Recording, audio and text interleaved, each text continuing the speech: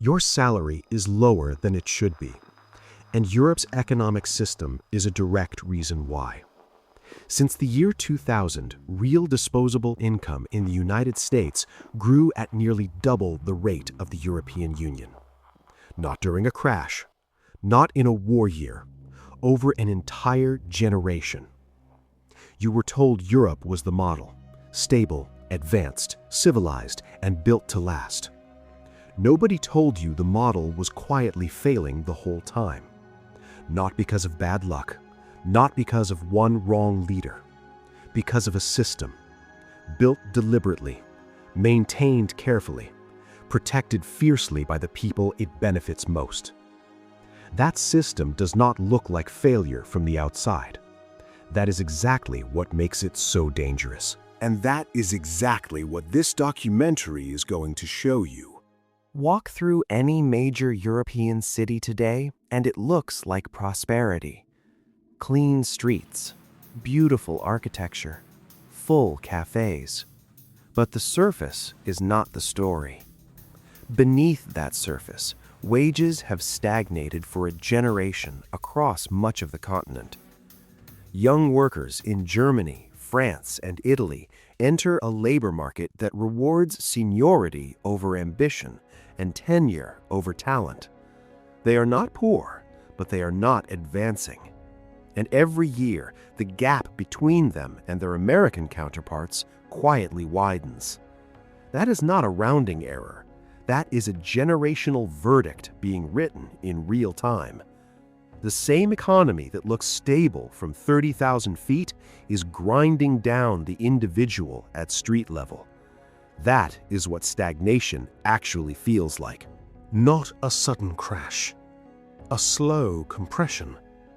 Housing costs rise, energy bills climb, disposable income barely moves. Governments respond not with structural reform, but with targeted subsidies and carefully worded reassurances, patches on a leaking pipe, not repairs to the pipe itself. Europe did not stumble into this. It built the conditions for it, layer by layer, decade by decade. The question is not whether ordinary people are paying the price. The question is who built the system that made them pay it. The European Union did not become bureaucratic by accident. It became bureaucratic by design. After the Second World War, European leaders made a deliberate choice: stability over speed, consensus over disruption, control over momentum. That logic made sense in 1955. It does not make sense in 2025, because the machine that logic built has never stopped growing. Today, it costs Germany alone an estimated 65 billion euros every single year just in regulatory compliance burdens. That is not investment. That is money spent proving to regulators that you followed the rules.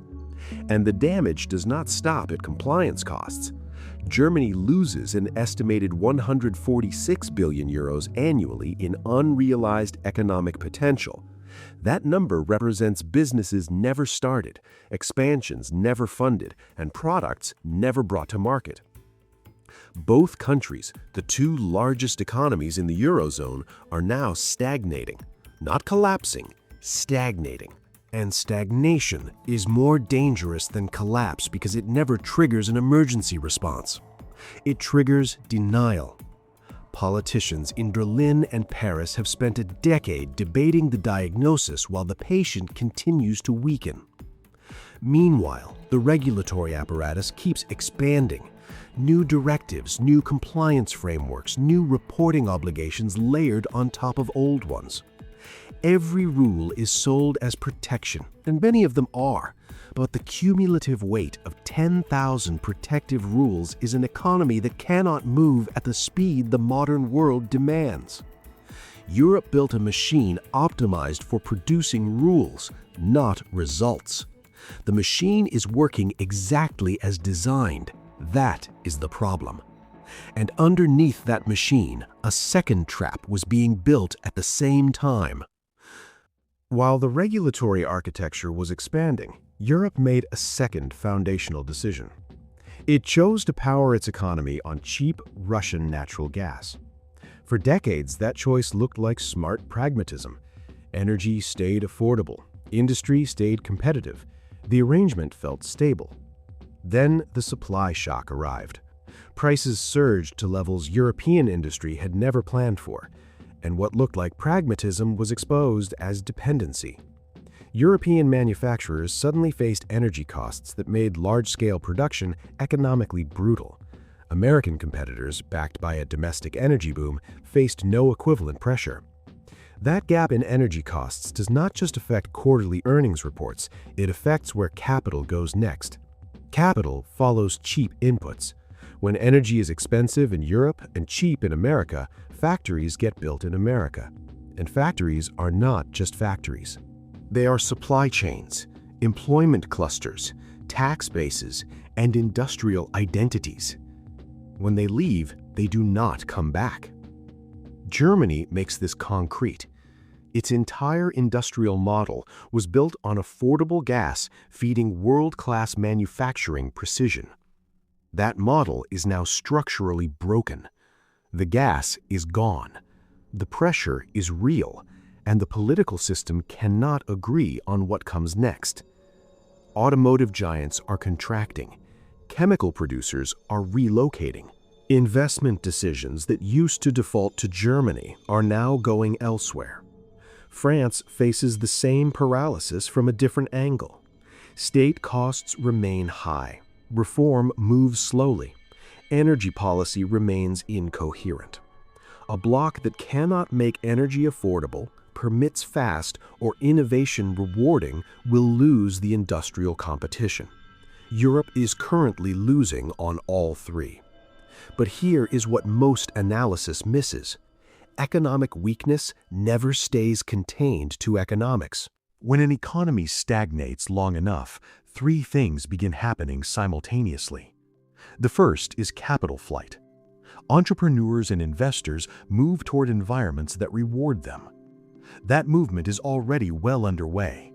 European startups that reach meaningful scale routinely relocate to the United States, not out of disloyalty, because the regulatory environment in Europe punishes scale and the American environment rewards it.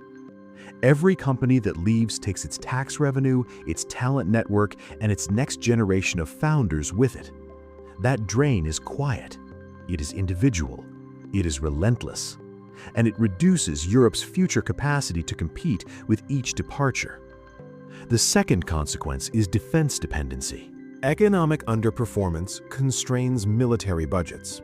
Constrained military budgets constrain strategic autonomy. Europe cannot project credible military power without American support.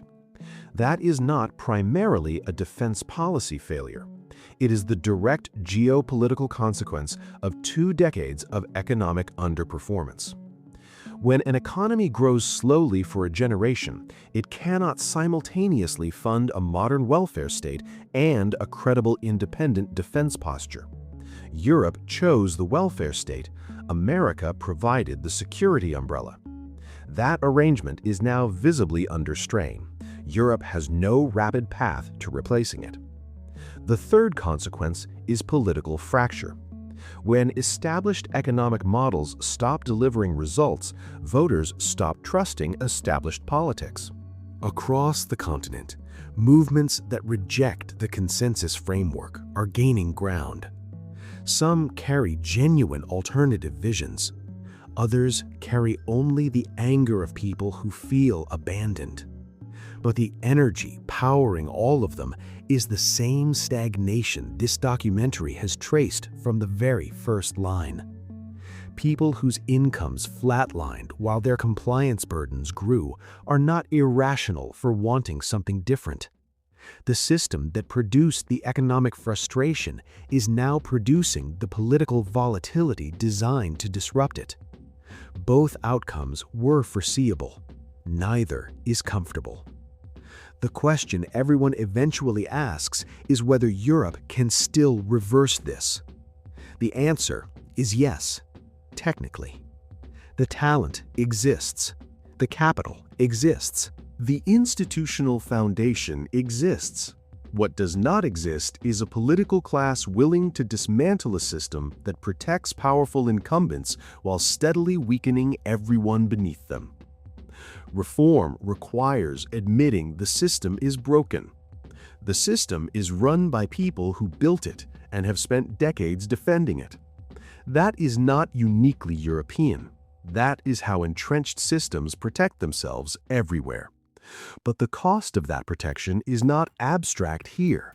It shows up in energy bills that did not need to be this high, in factories that closed and were never rebuilt, in young people who are educated, capable, and ambitious and leaving. Your salary is lower than it should be. That was the first thing this documentary told you. It is also the last thing it will leave you with. Because that personal cost is not the result of your choices or your economy's random misfortune. It is the output of a system, constructed across decades, optimized for stability over growth, control over speed, and the comfort of incumbents over the advancement of everyone else. Since the year 2000, real disposable income in the United States grew at nearly double the rate of the European Union. Not one bad year, a generational gap. Delivered quietly, consistently, and without apology. Europe is not finished. That is the sharpest part of this story. It has the institutions, the talent, the heritage, and the intellectual capacity to compete at the highest level. What it lacks is a political system with the will to confront the machinery it built, the regulations it layered, the energy dependency it cultivated, and the slowness it normalized. Until that confrontation happens, the system will continue doing exactly what it was built to do. The gap will keep growing, quietly, consistently, sentence by sentence, year by year, exactly as designed. If this documentary made you see something you were not supposed to see, subscribe to Capital Atlas. We do not cover the surface. We cover the system beneath it.